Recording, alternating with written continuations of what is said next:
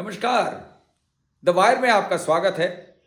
मैं हूं शरद प्रधान और लखनऊ सेंट्रल में आज हम बात करेंगे कि क्या वजह है या क्या मजबूरी है कि भारतीय जनता पार्टी ऐसे लोगों को आज के डेट में उत्तर प्रदेश के मंत्रिमंडल में इंडक्ट कर रही है, जिन्होंने इतनी बुरी भली बातें कही हैं, न केवल योगी आदित्यनाथ के बारे में बल्कि प्रधानमंत्री नरेंद्र मोदी और गृह मंत्री अमित शाह के बारे में भी। जी हाँ, मैं बात कर रहा हूं ओम प्रकाश राजभर की, जो कि मशहूर है इस बात के लिए कि हर चुनाव से पहले वो अपनी पार्टी बदलते हैं।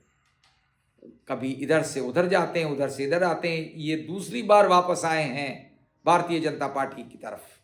उनकी अपनी एक इंडिपेंडेंट पार्टी है, SBSP कहते हैं उसे, और उसके बूते पे वो अकेले एकमात्र विधायक हैं और उसके बूते पे वो जब चाहते हैं और जिस पार्टी से जो चाहते हैं हासिल कर लेते हैं। और ऐसा ही कुछ हुआ है। अब उन्होंने जब उत्तर प्रदेश के मंत्रिमंडल का, योगी आदित्यनाथ के मंत्रिमंडल का विस्तार हुआ, तो सबसे पहले नाम उनका आया। वो मंत्री बन गए फिर से। और अगर आप जरा सा पहले जाइए उनके, ये अलग बात है कि उनके साथ 3 और मंत्री बने हैं। दूसरे जो हैं वो दारा सिंह चौहान हैं, वो भी भाजपा से आते जाते रहे हैं। कभी वो समाजवादी पार्टी में चले जाते हैं, फिर चुनाव बदलता है तो फिर वो भाजपा में जाते हैं। अब की बार फिर से वो भी आए, लेकिन उनका इतिहास और ओम प्रकाश राजभर के इतिहास में थोड़ा फर्क है। ओम प्रकाश राजभर वो चीज़ हैं जिन्होंने ये खुल के, उनकी तमाम वीडियो क्लिप्स हैं आज सामने, जिसमें वो कह रहे हैं कि 2024 में मैं मोदी और अमित शाह को वापस गुजरात भेज दूंगा, मैं भेज दूंगा। 1 सीट है उनके पास, लेकिन बातें सुन लीजिए। योगी आदित्यनाथ के बारे में उन्होंने जम के, जब उनके ऊपर बरसे वो, तो क्या कुछ नहीं कहा। उन्होंने कह दिया कि योगी आदित्यनाथ तो साधु हैं और इनको रहना चाहिए मंदिर में, ये क्या कर रहे हैं, ये मुख्यमंत्री बनने लायक नहीं। और वो एक पुराना मनोज कुमार की पिक्चर का एक गाना है, छल सन्यासी मंदिर में, मनोज कुमार हेमा मालिनी की एक पिक्चर थी।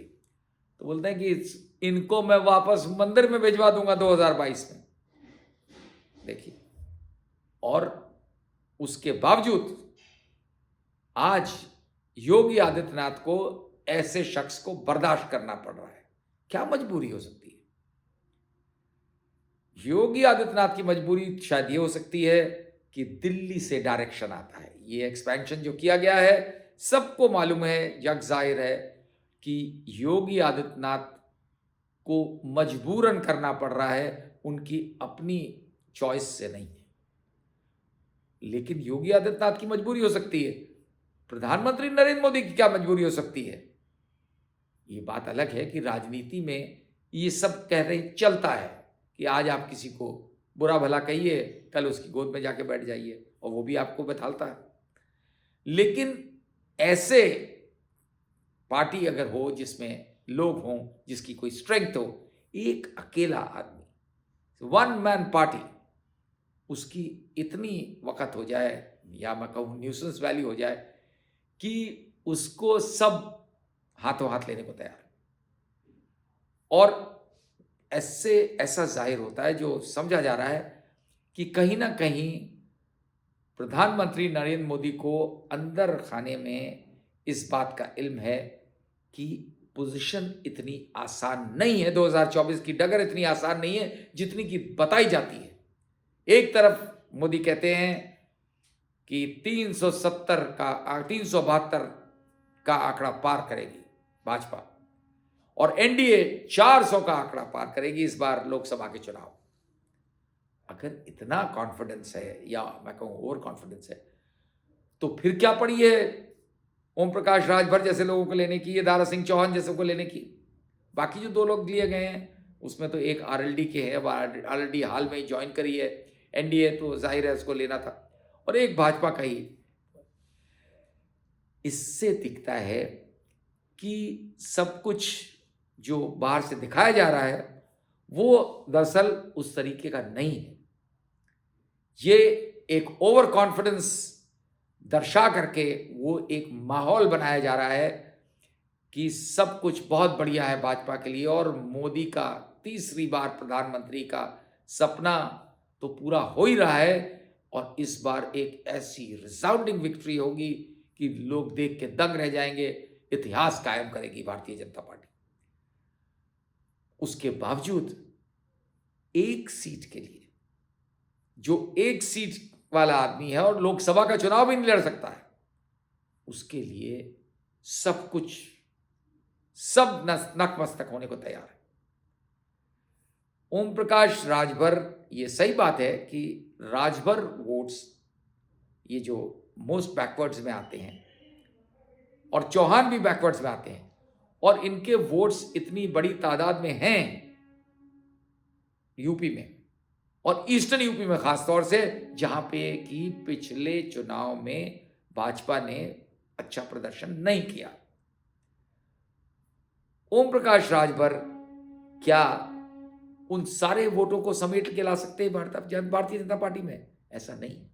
और भी राजभर नेता हैं जो दूसरी पार्टीज में हैं, फिर भी ये डेस्परेशन नहीं है तो और क्या है। उसके बावजूद अगर भारतीय जनता पार्टी और उनके शीर्ष नेतृत्व ये मानने को तैयार है कि साहब जो कुछ करे किसी भी तरह राजभर को अपने साथ लाओ, ओम प्रकाश राजभर बड़बोले हैं, सबको मालूम है, भरोसेमंद नहीं है, ये भी सबको मालूम है, किस वक्त कौन सब कब वो अपना पैतरा बदल दें ये भी सबको मालूम है। उसके बावजूद उनकी टर्म्स पे उनको अगर रख रही है भारतीय जनता पार्टी, मंत्री बना रही है चुनाव से 2 महीने पहले, तो इससे क्या दर्शाता है? ये साफ दिखता है कि अंदर अंदर बीजेपी को इस बात का एहसास है कि पिक्चर इतनी मजबूत नहीं है जैसे कि वो प्रोजेक्ट कर रहे हैं। बीजेपी की अंदर कहीं ना कहीं ये बहुत बड़ी कमजोरी है, और कहने को सुनने में ये भी आता है कि जो अपना उनका आकलन है उसमें नंबर्स बहुत कम हैं, उस 272 की फिगर से भी बहुत कम है, जो कि निहायत जरूरी है सरकार बनाने के लिए केंद्र में। तो ऐसे में इसीलिए एक तरफ आपने देखा किस तरह अलग अलग प्रदेशों में भी पार्टियों में तोड़ फोड़ करी जा रही है, प्रयास किया जा रहा है कि कोई भी जो मिले उसको तोड़ फोड़ कर दो, ऑपरेशन लोटस चलाया जा रहा है। लेकिन उसके बावजूद जब वो करने के साथ साथ इनको इसकी भी करने की जरूरत पड़ रही है कि कोई भी नेता हो उसको ले लो, उसकी टर्म्स पे ले लो, जो वो मांगे उसे दे दो, मंत्री पद मांगता है मंत्री पद दे दो, लेकिन अपने साथ रखो। क्योंकि उनके लिए फिक्र की बात यह हो गई है शायद कि पिछड़ों में किस तरीके से कितनी सेंध लगा सकते हैं। प्रधानमंत्री नरेंद्र मोदी आपने देखा है शुरू में अपने आप को पिछड़ा डिक्लेयर करके उन्होंने कार्ड प्ले किया, थोड़ा बहुत फायदा हुआ लेकिन उतना नहीं हो पाया। पिछले विधानसभा चुनाव में उत्तर प्रदेश में समाजवादी पार्टी के अखिलेश यादव ने काफी अलायंसेस स्टिच किए छोटी छोटी पार्टी से, उनसे जो पिछड़ी जातियों के लोग थे, उनके जो ग्रुप्स थे। अब बीजेपी को ये फिक्र हुई कि उसमें किस तरह सेंध लगाई जाए। तो ठीक है, ओम प्रकाश राजभर तो समाजवादी पार्टी के साथ थे, उससे पहले भाजपा के साथ थे, अब वापस भाजपा में के से करीब हो गए। लेकिन क्या ये जरूरत इसकी इसलिए भी पड़ रही है, ये सोचने वाली बात है कि जो हिंदुत्व का कार्ड है, जिसके जरिए से हिंदू मुस्लिम डिवाइड करके जो वोट हासिल करते हैं, पोलराइज करके करते हैं, और उसके ऊपर राम मंदिर, अयोध्या का राम मंदिर, ये माना जा रहा था कि अब राम मंदिर बन गया और मोदी लेके आए राम को, इस पब्लिसिटी के बाद शायद अब किसी और कार्ड की जरूरत नहीं पड़ेगी।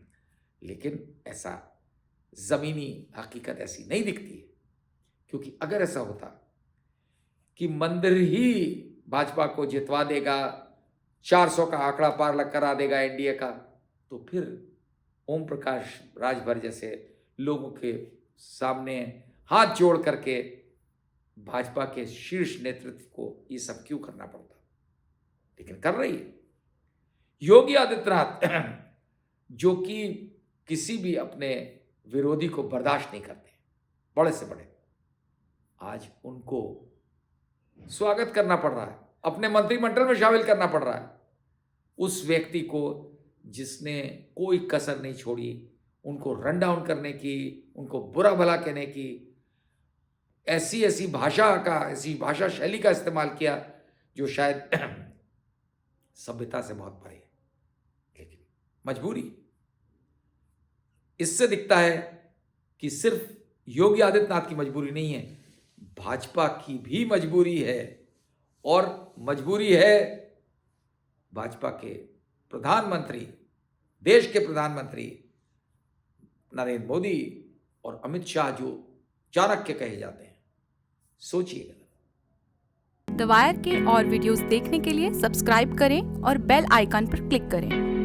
स्वतंत्र पत्रकारिता की आर्थिक मदद करने के लिए डिस्क्रिप्शन में दिए गए लिंक पर जाएं और अपनी राशि चुनें।